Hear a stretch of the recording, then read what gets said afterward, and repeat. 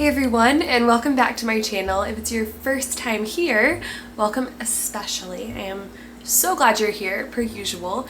In today's video, I'm going to be sharing 5 simple, delicious, and nourishing pro-metabolic dinner ideas. These are recipes that stay in my weekly rotation because they kind of check all the boxes. They're not too complicated, and they're really satiating, which is super important to me, especially when it comes to dinner, because I do not want to go to bed hungry and I do not want to feel unsatisfied in any respect. So again, these fill those boxes. I hope they'll be helpful to you. Please don't forget to like this video if you do like what you see. That's a huge help to me.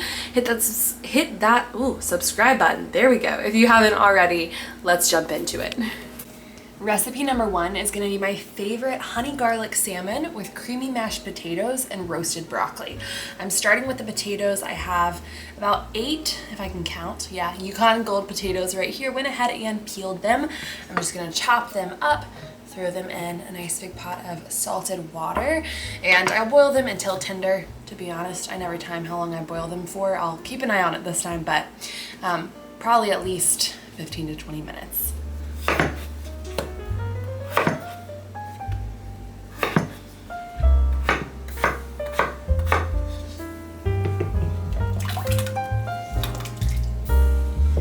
While our potatoes are cooking, we will go ahead and prep the other components of the meal. So I have some broccoli florets that I just chopped up. Toss them with a little bit of olive oil and salt. You can certainly use avocado oil. Coconut oil might taste a little funny on this, but your discretion there is depending on what you prefer to put in your body. When we roast cruciferous vegetables or cook them, they're a lot more digestible.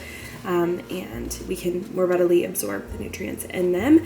And then over here, we've got our wild caught salmon. This is some I got from Costco in the frozen section, and I have lined very thoroughly a baking sheet with some aluminum foil, and I have a free piece here that I will use to create kind of a foil pack once I have topped that with the sauce. Wild caught salmon is the way to go because when it comes to the toxins in it overall, there tend to be dramatically fewer, because oftentimes in farm raised there is not so good stuff in the food, and also you're going to have a higher nutrient content as well. All right, y'all, this sauce is where the magic happens. I actually use a recipe from the blog Key to My Lime, if I can get to the top. Hold on. Super cute name. Key to My Lime, and it's brown sugar soy sauce salmon. I always say honey garlic. Doesn't have honey, definitely has garlic. And yeah, super simple. So I have 1/4 cup of brown sugar, 1/4 cup of soy sauce, and then to that I'm adding about 1/2 teaspoon of kosher salt, 1/4 teaspoon of black pepper. I've got over here some minced garlic, 4 cloves. If you do not have one of these rocker garlic presses, you need to get one. They make life so much easier. We've got about 2 teaspoons, or 1 teaspoon, excuse me, of lemon zest. My potatoes are sizzling back behind me. I don't know if you can hear it. Pull out my lemon juicer, juice of 1 big lemon, or I'm gonna use 2 little ones. These are miniature, I can't talk to the max. Can you tell it's late in the day? I wake up so early that literally by 3 p.m. I feel like I'm a pumpkin. Now for what I'll call the secret ingredient. We're doing a little bit of Dijon mustard. I think it's like a teaspoon or a tablespoon. Don't remember, I'm just throwing it in there. We'll mix this all together, and then I'm gonna add 2 tablespoons of melted butter. I had a total brain fart and didn't consider that I'm actually supposed to do this over the stove. So I'm just adding everything but the butter to a saucepan over about medium heat. And we're gonna whisk everything up, let it kind of caramelize, then I'll add the butter, take it off the heat, and we'll pour it over the salmon. I've preheated the oven to 375, gone ahead and given the broccoli a head start.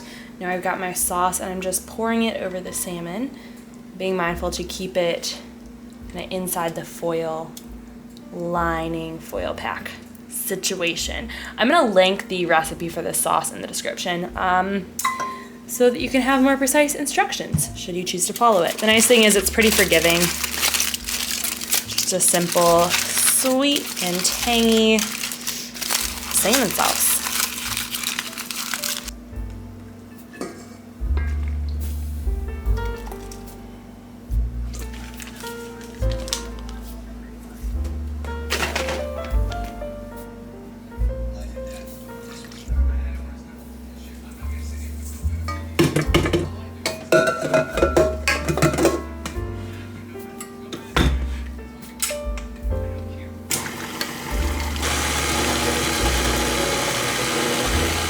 whipped up the potatoes with a generous amount of butter, splash of milk, and some garlic powder and sea salt.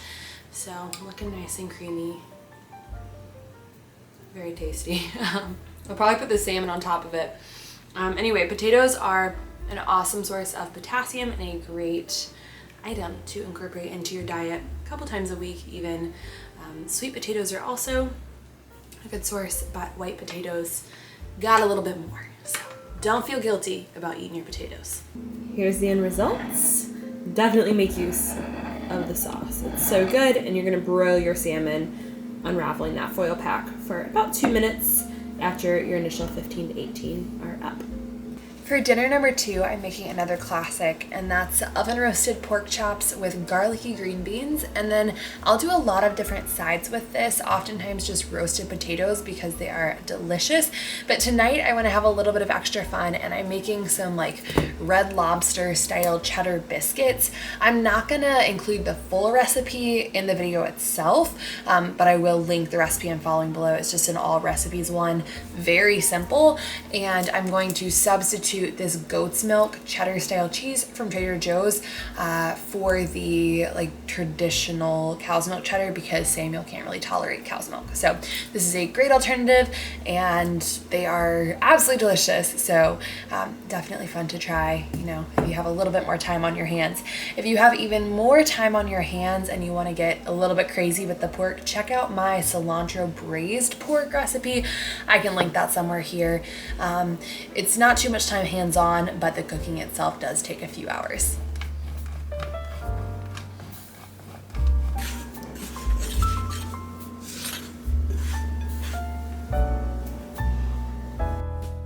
For the pork, I've got some nice little pork chops. We like to get a big pork loin from Costco and then cut it up, freeze portions of it for when we need it.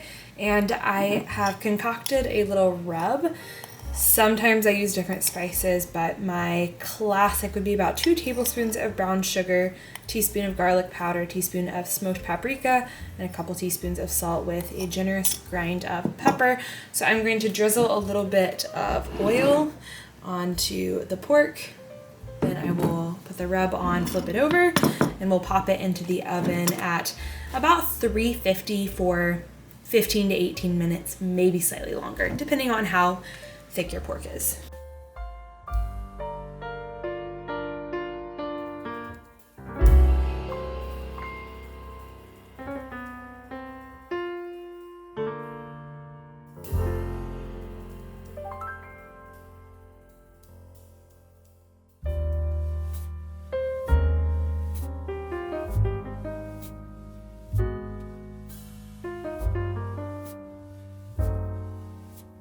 Pork just went into the oven, and we're gonna finish up with our garlicky green beans. All I have here are a few cloves of minced garlic.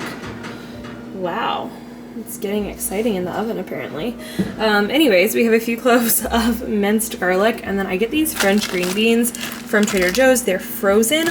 All I'm gonna do is take a little bit of oil, put it in my cast iron skillet, throw in the garlic, let that brown just for a minute, and then I'll add the green beans till they are just a little bit browned themselves. So that's all.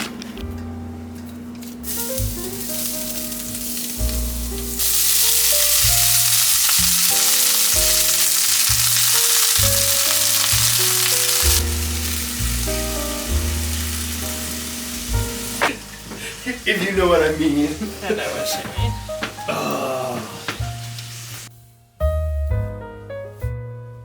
For this next meal, y'all might honestly laugh at me because it is so simple, but that's okay. You can laugh. I honestly think it's important to include this just to say that a good, balanced, you know, nutrient-dense, bioavailable, and I already said balanced, but macro-balanced specifically meal doesn't need to take a ton of time. It doesn't need to be super crazy.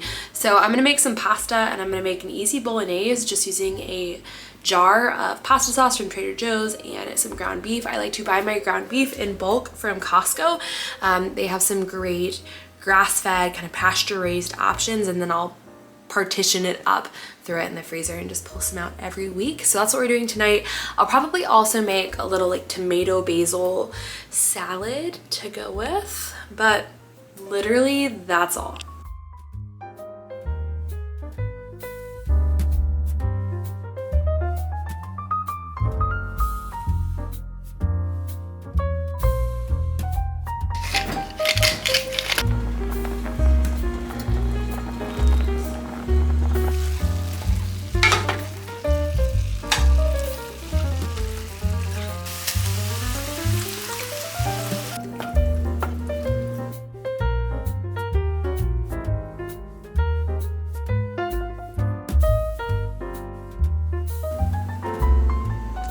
I am sipping on a nice creamy chai, getting ready to make our next meal for the week. And that is a really quick sausage sheet pan meal. I'll show you what's going in it. Our go-to combination is some kind of potato. These are Yukon Golds. We've got an onion, a couple bell peppers, and then sausage of choice. This is the chicken andouille sausage from Costco, and we like it because it's a little bit lower in fat, higher in protein, but there are so many wonderful beef sausages. A good old kielbasa is fantastic, Italian sausage, and it can actually be a great opportunity to sneak in some organ meats if you can find a sausage that has some liver added, or you can make your own.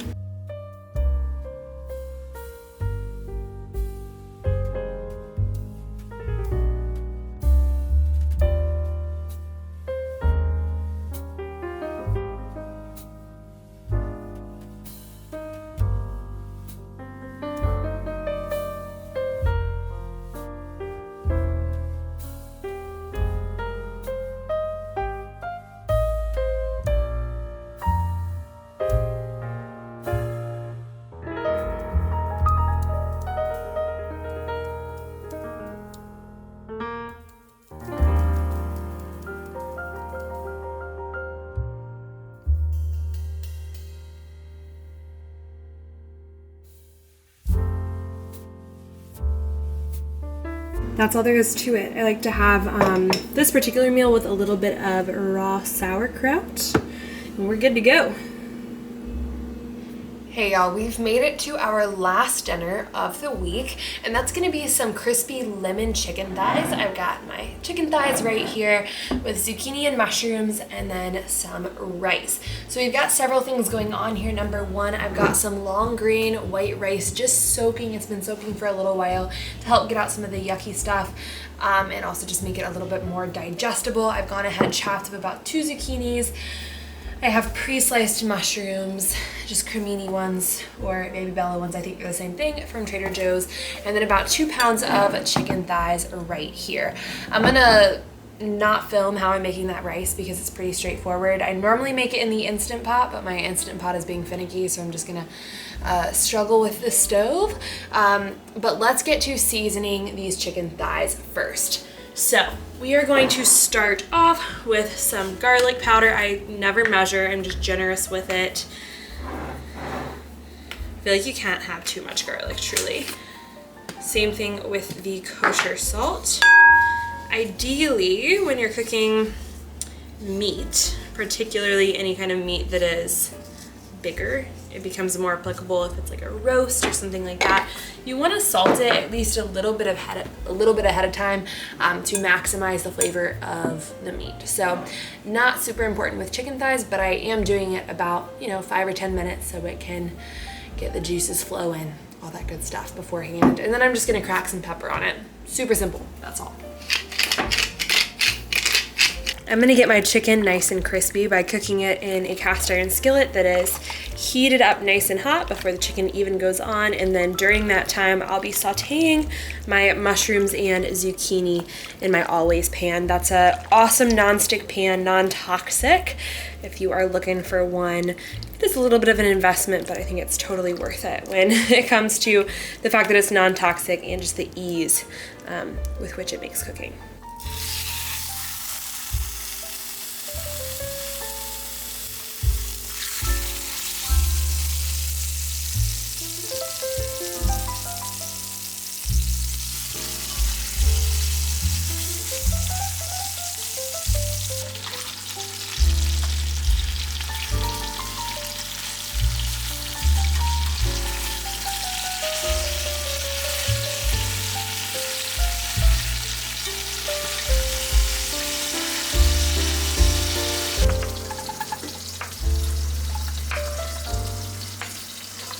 when you are cooking vegetables, especially more delicate ones like zucchini, it's better to wait to salt them, unlike the chicken, until the end of their cook time, so that you don't make them mushy by extracting all the water. Finishing touch is the juice of half a lemon. I'll pick the seeds up in a minute, and we are good to go, my friends.